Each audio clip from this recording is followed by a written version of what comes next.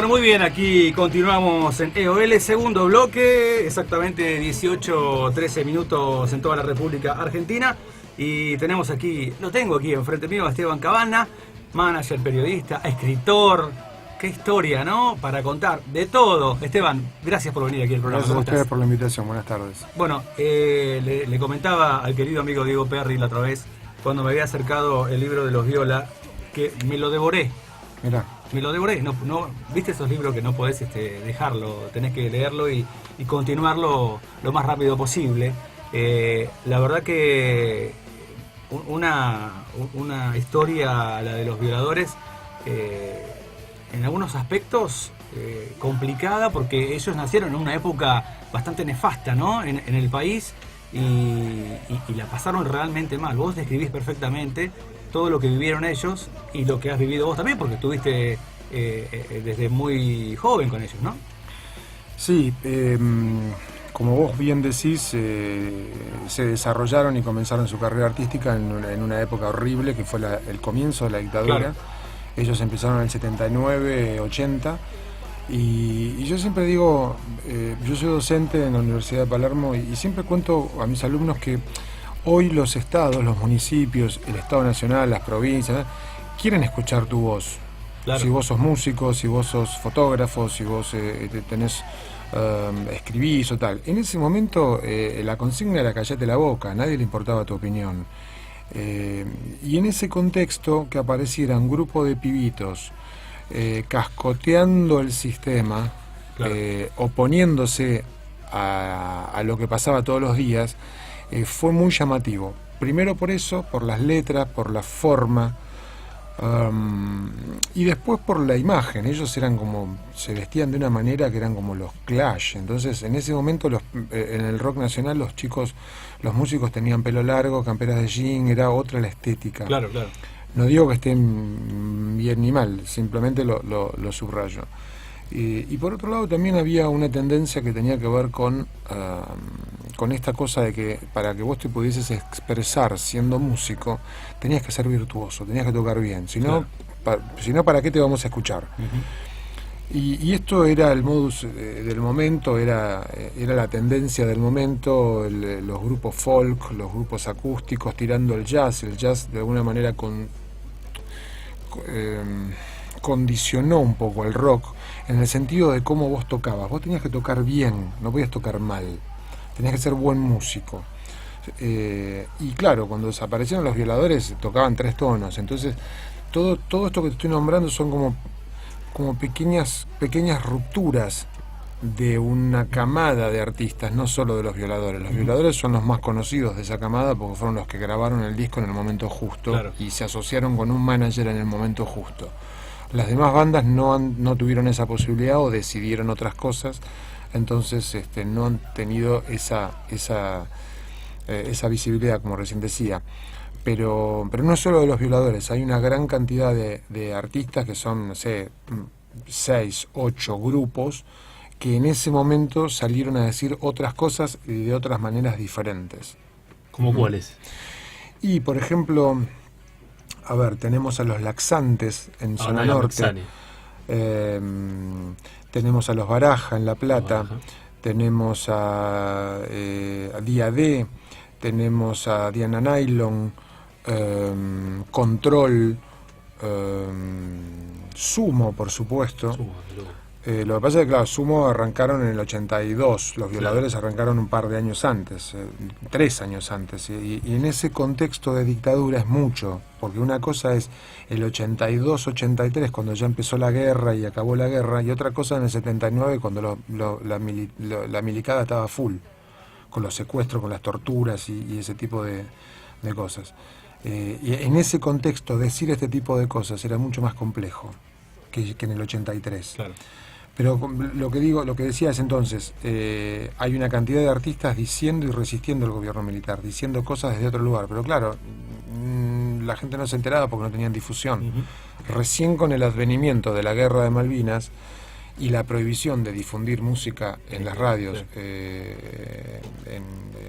En inglés, En inglés, sí. los musicalizadores, los productores, los locutores empezaron a buscar otras músicas porque no se podía emitir música en inglés, entonces, que era el 80% o el 90%, apelaron a las grabaciones viejas y a abrir esta cosa de traigan demos Claro. y desde ese lugar las bandas pequeñas empezaron a tener un poco más de difusión, ¿no? Gracias, paradójicamente, a un conflicto bélico. Ujú. Bueno, nacen Los Violadores y con un disco realmente exitoso, ¿no? Sí, el primer disco es un disco de culto prácticamente, donde ellos sintetizan la rabia del momento. Claro. Son esos discos como muchos otros primeros discos de otras bandas que son incunables, son discos increíbles porque justamente tienen como esa rabia. Lo importante no era que sonara como Pink Floyd, lo importante era la rabia, lo que vos Exacto. querías decir. Ese disco fue grabado en medio de la guerra de Malvinas. El productor tuvo que asociarse, inventar un sello discográfico porque nadie te quería grabar ese disco de una banda que se llamara Los Violadores. Era Claro, una claro. locura. Exacto. Nadie te quería grabar un disco así, ninguna empresa. Recordémosle al público que en ese momento vos no grababas un disco en tu casa. Claro. Una empresa tenía que grabarte un vinilo Exactamente. y difundirlo. Si no, no llegaba a las radios, no llegaba a ningún lado. Claro, fabricarlo. Fabricarlo. El problema era fabricarlo. Claro. Y nadie tenía una máquina de esas en la casa, en el fondo de la casa. Entonces, bueno, el proceso es mucho más complejo. No había CDs y bueno, ellos lideran esa camada justo porque llegan al disco en el momento justo. Y esto es por obra de un manager, que es el que opera en tiempo y forma lo que una banda necesita para ponerlo en el mercado y que tengan un resultado concreto. Claro, tal cual. Ese fue Mundi Epifanio. Ajá. Bueno, que también estuvo con Ataque después. Exacto. Recordemos. Sí. Sí. Metiéndonos en el libro, que es 1-2 Ultraviolento, la historia de los violadores, es, digamos, una ampliación de algo que ya habías hecho en el 2001, ¿no? Por ahí. Sí, en el 2001 publiqué un libro similar, pero claro, pasaron 16 años, 15 en realidad, y me parecía que los violadores merecían una vuelta de tuerca, Claro. porque habían hecho varias cosas, habían publicado varios discos, las carreras solistas de ellos también habían avanzado un montón, y había nuevos testimonios y nuevas fotografías y flyers, Claro. volantes, eso que me parecía que era justo incluir en una reedición. Entonces, el esqueleto de este libro es de alguna manera el libro anterior, pero todo lo demás es nuevo. Se reescribió, se quitaron partes, se agregaron reportajes, se hicieron un montón de cosas nuevas para trasladarlo al 2015, 2016 y que fuese actual leerlo, ¿no? Que no fuese todo solo historia, digamos, porque ellos también tienen un presente. Sí. Un gran trabajo de investigación, Esteban, porque he visto entradas de lugares, digamos, muy pequeños, donde por ahí había muy poca gente, lugares que por ahí duraban 6 meses abiertos, ¿no? Y que después lo cerraban, y fotos también, Sí. ¿no? Y historias que contabas como la de Pil, esa vez que estaba, que digamos nació el apodo de una de las cosas que contás ahí en el libro, si no me equivoco, Sí. ¿no? Estaba un día que estaba muy borracho y se cayó.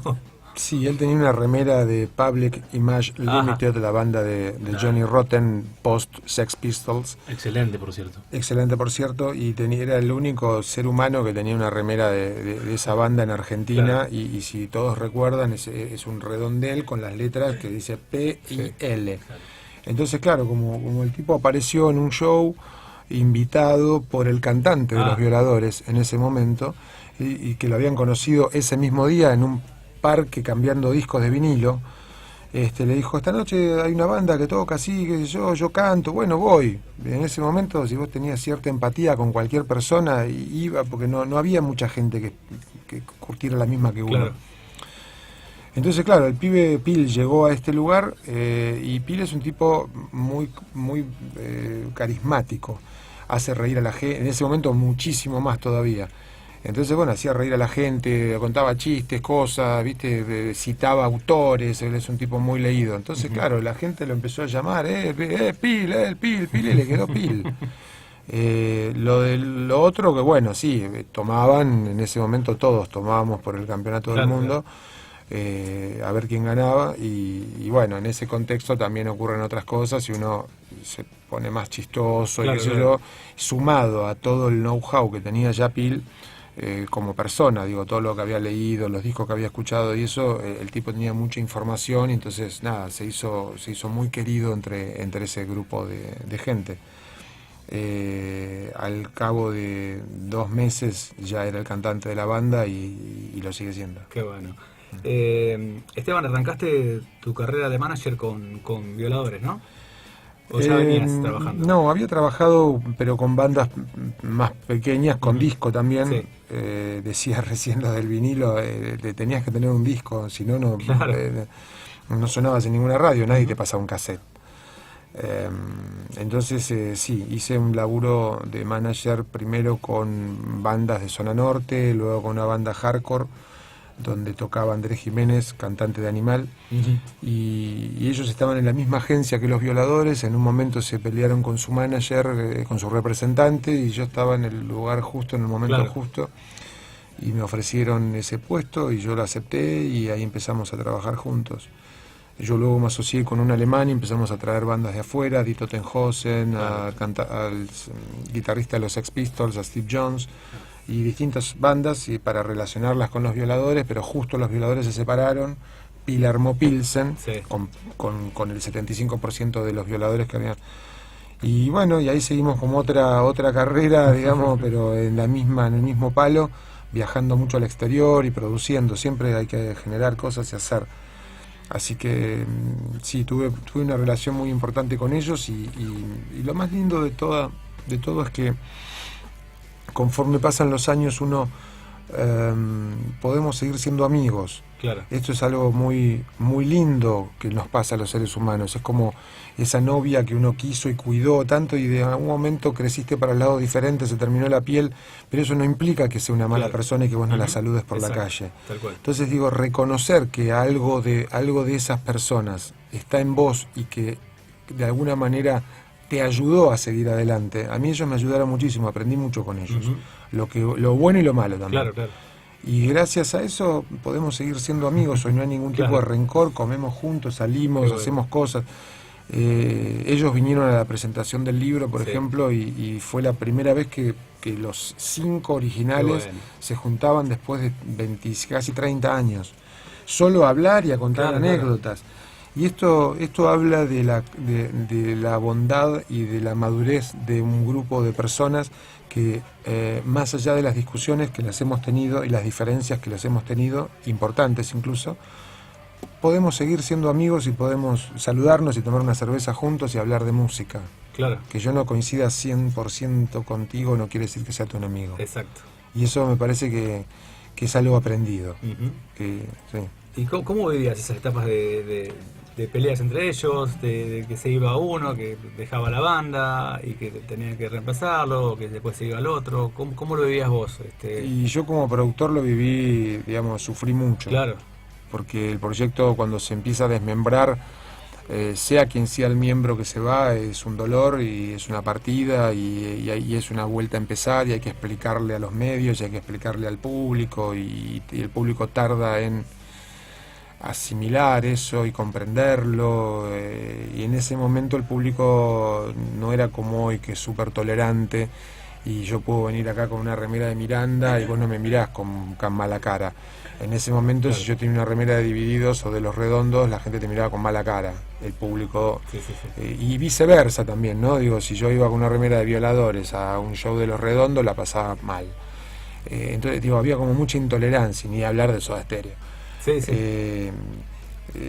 Si bien los cantantes, digamos, la banda, Los Redondos con Cerati y con Soda Stereo eran amigos y se veían en cumpleaños y en fiestas, y me consta porque lo vi. O sea que entre ellos nunca hubo pica. La pica la inventaron la gente. Y algunos medios se suben a eso para generar rating. Y esto es un garrón. Y después queda como un mito. Y en realidad, ¿quién empezó? ¿Quién empezó con eso? Y no se sabe. Y son mitos ridículos que hay en la historia de la música o en la historia de las ciudades o de la cultura, que está bueno desmitificarlo. Sí, yo lo viví con mucha tristeza, ese tipo de separaciones.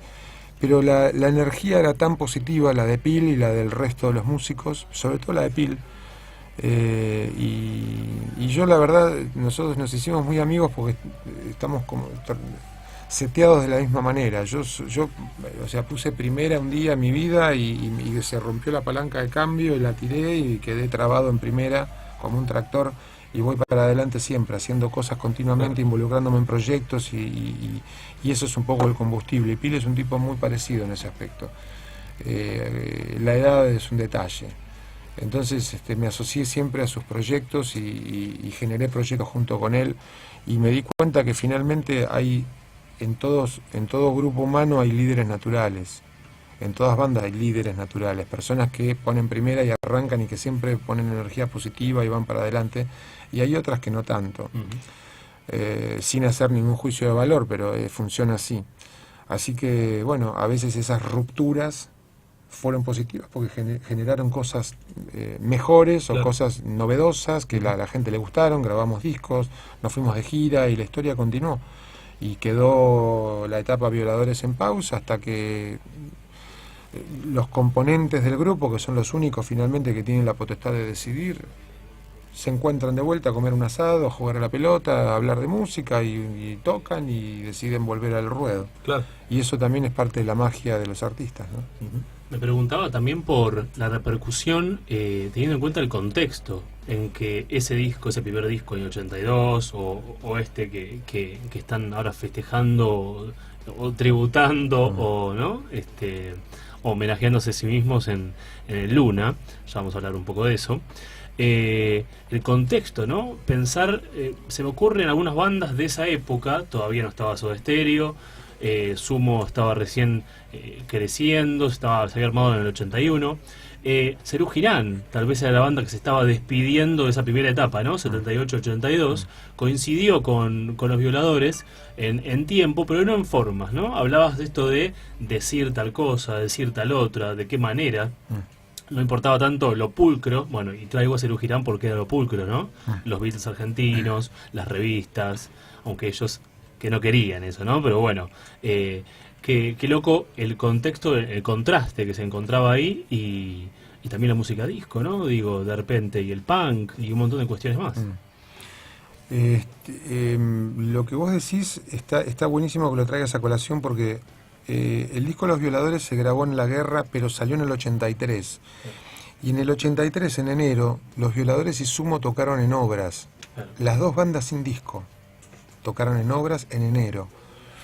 En el Obras chico, viste que Obras tenía dos capacidades, sí. Uno pequeño y uno más grande. El pequeño era de 3.000, el grande era de 5 y pico. Enorme igual, ¿no? 3.000 para la época. 3.000 sin disco. Locura, son más de 2 cementos. No, es una locura total. Y un montón de gente fue, que eran 700 personas, que ya era una locura hermosa, porque ninguna de las bandas sonaba en la radio. Esto es. Claro.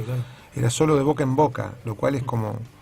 Es muy extraño explicarlo hoy, cuando no hay redes, cuando no había nada, Tal cual. Y en algunas casas había teléfonos de línea, Sí, no en todos, es verdad. en todas. Sí, había un gran contraste entre lo que se llamó la New Wave, que es de alguna manera todos los estilos incluidos en un gran estilo, como yo te dijera, el rock. ¿Qué es el rock? Y dentro del paraguas del rock podés meter un montón de artistas que capaz no son tan rockeros. Dentro de la New Wave había distintas tendencias, entre las cuales estaba el punk, el ska, el reggae y un montón de otros estilos que empezaban a desembarcar y a desarrollarse, y empezaba a haber cultores de esos estilos, bandas que empezaban a tocar esos estilos. Sí, Serú Girán, digamos, era como lo que los Violadores no querían ser. Por muchas razones, por muchas razones, no por, digamos, por nada, sino porque tiene que ver con esto que decía antes de ser virtuoso. Los Serú Girán tocaban increíble todos, eran muy buenos músicos, son muy buenos músicos, salvo García, que fue reemplazado por la tía de García. Y los Violadores eran mucho más desprolijos. y siempre se llevaron mal con García. Pero no porque tocara bien el otro, sino por esta cosa que vos recién decías, el tema de los medios. Yo creo que no, yo creo que ellos siempre buscaron los medios. García es un tipo mediático, siempre generó situaciones para que los medios lo atiendan, le presten atención. Tal vez el problema radicaba en la farándula más que en los medios, bueno, ¿no? Digo, esto, la grasa de las capitales, creo que fue un manifiesto de Serú. Bueno. Y de la época. Y de la época también, sí. Es difícil cuestionar, digo, a mí no me gusta García, trabajé con él, nunca me gustó, no me lo banco, me parece un tipo muy soberbio, y a mí la soberbia no me cabe, como esta cosa de yo soy más que vos y la tengo re clara porque toco la guitarra. Y la verdad, crecí con sus canciones, como cualquiera de nosotros, sí, sobre todo los que tenemos más de 25. Crecimos con sus canciones y tal, pero digo, me ha tocado trabajar con él y la verdad que no me cayó bien esta cosa esa cosa de soberbia constante. Y los Violadores eran todo lo contrario, eran pibes que salían de barrio, que se metían en cualquier lado, que hacían cosas bien, mal, pero estaban al lado de la gente.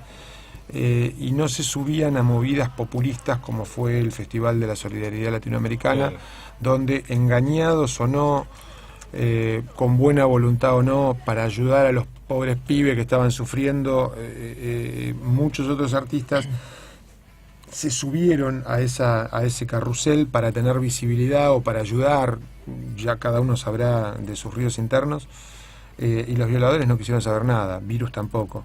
Entendieron que eso no era la forma de ayudar y que lo que había que hacer era denunciar, no participar en un festival que organizaban los milicos. Pero digo, más allá, no es incomparable una banda con la otra. Los Serú Girán es historia, está buenísimo, son muy grandes músicos y han hecho grandes discos. Los Violadores van por otro camino completamente distinto, sin promoción, sin prensa, sin difusión, sin nada, y han hecho 1.000.000 de cosas también, y han posicionado y han llevado su mensaje diferente a otros lugares. A toda Argentina, a Paraguay, a Uruguay, a Chile, a Perú, y todo eso en el contexto de dictaduras en esos países. Eso es muy difícil, que vos llegues a escupirle al sistema cuando hay milicos en el sistema, en el Estado. Porque una cosa es decir ahora, de Cristina o Macri o lo que vos quieras, y con todo el derecho que te da la Constitución de hacerlo, pero en ese momento la Constitución no existía. Claro. Entonces, si decías eso, te venían a buscar. Y a nosotros nos ha pasado muchísimo de ir a recitales y caías en cana porque ibas a recitales. Claro. Simplemente eso. Se prendían las luces, mujeres de un lado, hombres del otro, todo el mundo contra la pared, te palpaban de armas, paraban un bondi porque en el patrullero no cabían todos, todo el mundo arriba de un bondi, a la comisaría, averiguación de antecedentes. Esos son los edictos policiales que ahora vuelven. Claro. Entonces la policía empieza a tener posibilidades de pararte y de detenerte por tu cara nada más, y eso no hay que permitirlo. Claro. Ya vivimos eso, ya pasamos eso, gracias, te lo debo. Entonces esa era la situación en ese momento, y vos vestido todo de cuero, de negro, con cresta o con ropas de colores. Hay una anécdota en el libro donde Stuka cuenta que iba por la calle a hacer una nota a un medio y luego a un show, y había gente que se sacaba medio cuerpo por la ventana del auto para gritarles que eran porque estaban vestidos con pantalones de colores. Y en ese momento la sociedad era muy autorrepresiva. No solo los milicos te reprimían, sino que la gente también era autorrepresiva. No por las dudas, algo habrá hecho. Y digo, cuando yo hablo de todo esto, lo refresco porque hay muchas generaciones que para las cuales esto es historia antigua, como para nosotros a que nos hablen de Napoleón. ¿Qué me importa Napoleón? Sin embargo, gracias a él tuvimos la independencia y la Revolución de Mayo. Entonces digo, de alguna manera está bueno el contexto, que se entienda el contexto de represión total y de no libertad, y en ese marco nacieron estas bandas, diciendo todo lo contrario de lo que decía el establishment de la música, que en este caso sería Serú Girán. Para mí que digo, 5 años antes o 10 años antes no eran el establishment, eran unos pibes hippies que estaban también rompiendo las estructuras, y qué bueno que lo hicieron, ¿no? Desde su lugar humilde, más talentoso o menos, pero también lo hicieron en su momento, como Pedro y Pablo, como Piero, como un montón de artistas que también les costó meter su mensaje en una sociedad muy cerrada. Déjame saludar a la gente de Púas Myron. Mira, te vas a llevar de recuerdo un par de púas con la sigla de nuestro programa, EOL, Especiales Online. Púas Myron, muchas e importantes bandas están utilizando estas púas personalizadas, bandas como La Renga, Sir, Los Tipitos, Los Gardelitos, Las Pastillas del Abuelo, Guasones, muchísimas, así que si querés encargar tus púas, buscarlos en Facebook como Púas Myron. Myron es M-Y-R-O-N, Mirón, Púas Mirón. En realidad es Mirón, yo digo Myron porque me gusta, no sé por qué lo digo así. Y el mail es puasmyron@hotmail.com, o sea, puasmiron@hotmail.com. Ya le vamos a dar a Esteban para que la guarde, porque después me olvido de entregarla siempre a nuestros invitados. Y saludo también a la gente de Salón Buenos Aires. Voy a ir a cortarme el pelo en breve y a hacerme algo lindo en la barba, porque estoy medio dejado. Pero bueno, voy a ir allí a Salón Buenos Aires. Un gran saludo a Dieguito Peluca. Está en San Martín 4994 en Villa Ballester. De la estación de Villa Ballester, ahí nomás, está a 1,5 cuadras nada más. Y después vamos a ver si hacemos algunos sorteos para aquellos que nos están escuchando. Un saludo grande a la gente de Salón Buenos Aires. Nosotros seguimos aquí con Esteban Cabana, aquí en este EOL del día de hoy, programa número 46. Esteban, ¿trabajaste en Sony Music? ¿Fuiste directivo de Sony? Sí. Contanos un poco esa etapa. Una experiencia muy profunda, muy linda, muy reveladora, porque yo venía de ser manager y la estructura corporativa, digamos, no la conocía, ni conocía las decisiones de marketing que de pronto ponen a un artista en un lugar y no a otro. Y por supuesto que estuve en contra de un montón de medidas que luego fui comprendiendo y fui aceptando armónicamente, porque entendí que era lógico que cuando una banda, uno dice, bueno, yo meto 100 personas y grabé un disco con una discográfica, uno espera que la compañía ponga publicidad y ponga agite para que venda más y para que y por fin venga más gente. Y ellos decían, no, nosotros, si vos le ponés, vamos a agarrar una cifra cualquiera, 20.000 pesos, suponte, en publicidad, a una banda que vende 100 discos, va a vender 200 discos. Si vos esos 20.000 pesos se lo pones a una banda que vende 5.000 discos, va a vender 10.000. Claro. ¿A cuál se la ponemos? Tal cual. Fácil. Sí. Y claro, yo como venía del under, decía, no, de ninguna manera, ¿entendés? Tenía como esos preceptos y esos conceptos que por supuesto siempre defendí, pero cuando empecé a trabajar empecé a darme cuenta de que había otros parámetros posibles. Yo tenía un presupuesto anual, tenía la obligación de grabar más o menos 15 discos por año. En ese momento las compañías firmaban contratos muy leoninos con los artistas, poniéndoles la presión de grabar un disco por año. Era el boom del CD. Entonces, claro, había que vender, no importa qué. Claro, no importa la calidad, lo que hay que hacer es vender. Decíamos antes, ¿no? Al revés, fabricar mucho. Claro. Y tupido, y a ver, bueno, a tratar de elegir a los mejores. Ahora, ¿quiénes son los mejores? Los mejores, ¿quiénes los deciden? ¿Quiénes son los mejores? ¿Quién lo decide? ¿Se lo deciden los que manejan el mercado o los manejan o lo deciden quienes estudian y se dedican y son melómanos desde el lado artístico? ¿Quiénes son los que está bueno promocionar o los que está bueno grabar? Y yo creo que un departamento artístico, en los 70s, en los 80s, las grandes compañías tenían estudios de grabación. Eran compañías artísticas. Y en un baño allá chiquito había un departamento de marketing que eran los que difundían, los tipos que sabían y que andaban en la calle, que salían de noche, que iban a ver bandas y que conocían la historia de la música, decidían grabar o no. En los 90s eso se revirtió. Las compañías fueron tomadas por departamentos de marketing, por genios de marketing, y los de artística pasaron a un baño. Entonces, claro, las decisiones, ¿quién las toman? Tipos de marketing que entonces graban cualquier basura porque saben que el mercado acepta eso o porque hacen alianzas con distintas empresas, canales, diarios, radios, etcétera, lo cual, ojo, no estoy diciendo que esté mal, digo, sucedió eso. Entonces tenés la obligación de grabar discos atados con un hilo como chorizos, salen, total tenés un circuito de alianzas que a vos te difunden ese estilo o ese artista, lo colocan en un lugar, se venden discos y son one hit wonder, artistas de un solo éxito, que luego de 2 años o 3 nadie más se acuerda quiénes son. Y los que están esperando, los que están afinando sus instrumentos, comprando con la poquita plata que ganan en los recitales, mejorando su sala de ensayo, sus instrumentos, sus cuerdas, su bajo, su batería, eso siguen esperando. A mí eso me parecía realmente muy injusto.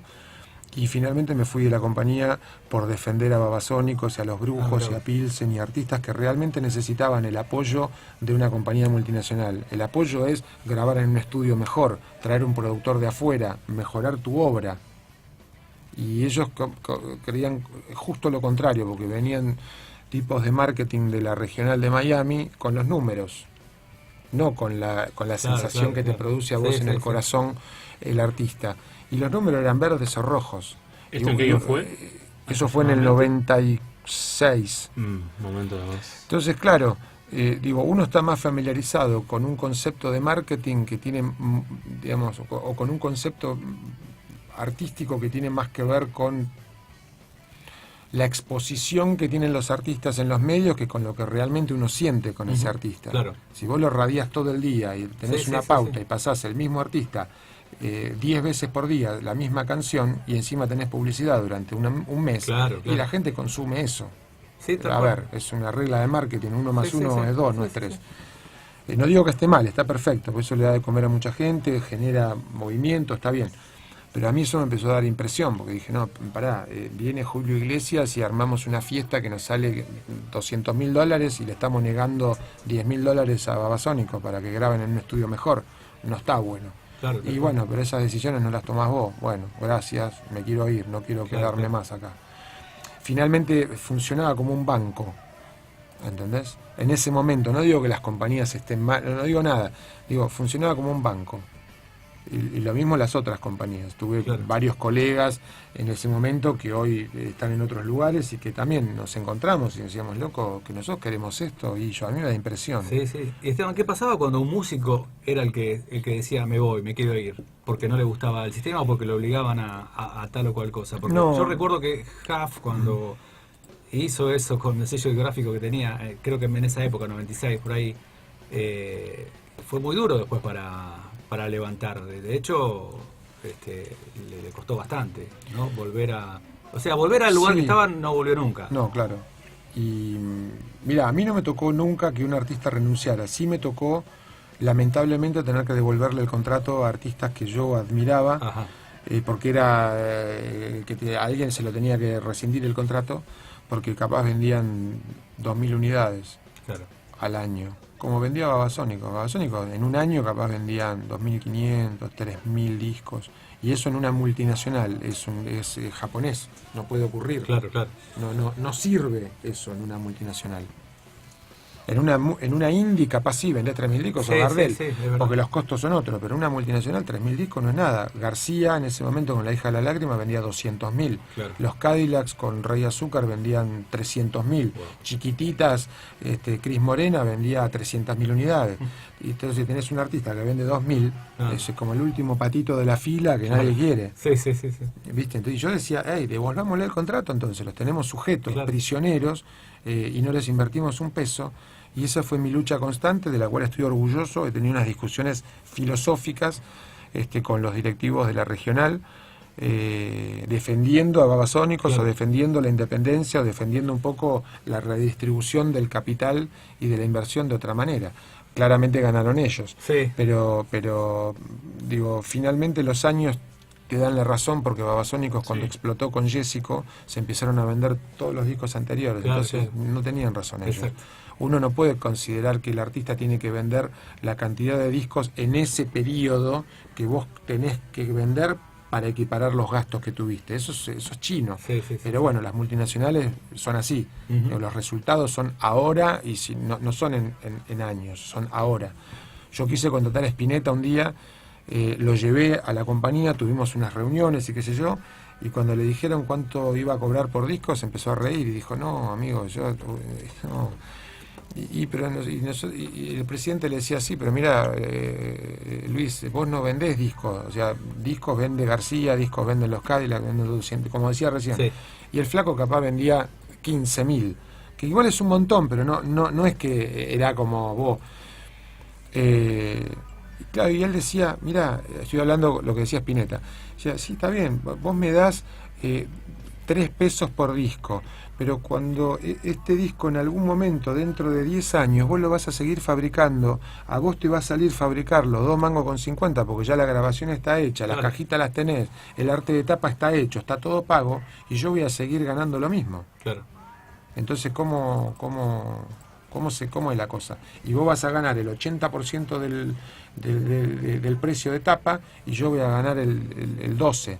Que en realidad no es real también eso, porque los que más ganan, vos compras un disco, el que más gana es el que lo distribuye y el punto de venta, no el artista ni la compañía. Claro. Esto es algo japonés, pero siempre fue así. Los puntos de venta y la distribución son los que se llevan la mayor tajada, no el compositor ni el que publica y corre el riesgo y pone la plata y lo fabrica. Esteban, ¿y hoy las bandas quieren tener un contrato con un sello importante o les es más cómodo es ser independiente, digamos? No es una cuestión de comodidad, es una cuestión de que vos accedas o no. Esto es genial, tu pregunta, porque cuando vos cortás tickets, cuando vos empezás a llenar lugares, las compañías vienen solas, no tenés que ir a buscarlas vos. No vayas a buscarlas. No vayas a buscar a las compañías, ellas van a venir solitas a buscarte a vos. Fumá. A un artista le sirve una multinacional cuando ya venden una cantidad muy buena de discos, más de 10.000. Antes no le sirve. Porque a la compañía tampoco le sirve tener un artista de tan poca monta, porque ellos hacen negocios internacionales, te relacionan con otros artistas, te abren capaz posibilidades de giras con otros artistas en el exterior, te abren mercados. Si tenés un manager que presiona continuamente, no es que las compañías te abran mercados solamente, te publican en otros países. ¿Qué pasa? Si vos no vendés mucho en tu tierra, es raro que vendas mucho en otro lado. Ese laburo la compañía no lo va a hacer, lo va a hacer tu manager. Entonces, no me parece que esté bueno para una banda chica entrar a una multinacional, para nada. Está bueno hacer la experiencia en una indie, que vos tocas el timbre y te atiende el director. Y te muestra los números tal como son, transparentes, y te dice, mira, vendimos esto, ¿qué hacemos? ¿Qué te parece? Pum, y hablas con el director. En una multinacional hablar con el director, no hablas nunca con el director. No te recibe jamás. A mí eso me dio impresión, perdón. Por eso no seguí esa carrera, por eso no digo, respeto, tengo un montón de amigos en discográfica, hola, ¿cómo les va? Saludo. Pero digo, a mí me generó impresión porque vengo de otro lugar, vengo de pegar afiches en la calle, y de hacer volantes y de fotocopiar fanzines en algunos lugares, porque en otros no te lo fotocopiaban, porque capaz poníamos una foto de Nina Hagen con las medias de red corridas, y ya los tipos de la fotocopiadora entendía que eso era subversivo y no te lo reproducía, y no había fotocopiadoras en todos lados, había una cada 100 cuadras. Entonces digo, tengo otra escuela. Y eso si bien aprendí un montón, hubo cosas que me dio mucha impresión. Una de esas cosas que me dio muchísima impresión fue trabajar con García. Yo tenía un presupuesto, entonces tengo que grabar 15 discos. Por supuesto que García, los que más vendían tenían más presupuesto. Si yo a vos te cierro un estudio de grabación para que vos puedas grabar en la hora que vos quieras, se llama lockout. Yo te cierro el estudio y vos tenés tu piano, tenés tu técnico, tenés todo para que cuando vos te inspires puedas grabar en la hora que vos quieras. Eso vale fortuna. Claro. Si yo hago eso para mimarte a vos como artista, que te lo mereces, sos Charly García, y van los músicos, todos calibraron sus instrumentos, todo el mundo está en su puesto, y García no llega nunca. Claro. Pasan 4 días y no llega, pasan 6 días y no llega. Yo eso lo tengo que pagar igual. Claro. No le puedo decir al del estudio de grabación, no, mirá, copate. Claro. Las horas son las horas. Y el García está durmiendo en su casa porque se había pasado de fafafa, entonces, ¿viste? Y a mí ¿qué tengo que hacer? Y sacarle punta al presupuesto. ¿Y a quién le saco ese presupuesto? A Babasónico, a Los Brujos, a Jaime Ross, a Pilsen, a todos los que los más no necesitan. Exacto. No se lo puedo sacar a él y decirle, no, ahora no haces video. No podés hacer eso. Claro. Y a mí ese tipo de cosas me decía, mirá vos cómo es la cara B del artista. Por un lado tan maravilloso que es, y por otro lado autoboicoteándose y generando un caos interno, ¿me entendés? Porque todos los músicos están al pedo, está todo el mundo perdiendo tiempo, se aburren, se ponen nerviosos, se deprimen, todo el mundo deprimido, y van bajando las fichas como si estuvieras en un taxi en Inglaterra, ¿entendés? Y no estás haciendo absolutamente nada, no podés grabar, no podés hacer nada. El técnico cobra, el estudio cobra, todo el mundo cobra, y vos estás ahí esperando que la estrella venga. A mí eso no me gustó, pero para nada. Bueno, nos queda muy poco tiempo y habíamos dicho que íbamos a hablar de esto, Lean. ¿Se vienen los violadores? Así es, se vienen los violadores. ¿Se vienen los viola? 30 años de ahora, y ahora que pasa aquel disco exitoso de mediados de los 80, del 85. Tenía el vinilo, lo tenía el vinilo. Mirá, sí. Hoy vale fortuna ese vinilo original. No, lo perdí, quiero matar. Impresionante. Una mudanza. No, vos sabés que, no sé por qué contarlo al aire, pero lo voy a contar igual. Cuando yo me fui de la casa de mis viejos, dejé todas mis cosas, las dejé ahí, me fui, desaparecí, me fui a la costa a trabajar haciendo radio en los 90. Cuando volví me habían desaparecido la caja con todos los vinilos y la caja con todos los Matchbox, los autitos de cuando yo era chiquito. Claro. Y mi hermano me dice, no, pues estaban ahí al pedo, se los regalé a... ¿Viste? Cuando decís, no. Bueno, eso pasó con mis vinilos. Mi hermano los regaló a un pariente que tenía en esa época, que después dejó de ser pariente porque se separó de la mujer. Así que esa fue la historia. Saludito para... Sí, un gran saludo. Por suerte lo veo poco, mi hermano, la verdad. Bueno, decíamos, esto será el 24 de abril a las 19 horas en Luna Park, ¿no? Avenida Madero 420. Y van a ser además los integrantes, los de aquel momento, Piltrafa, Stuka, el polaco Sierasek y Gramática. Esos van a ser los integrantes.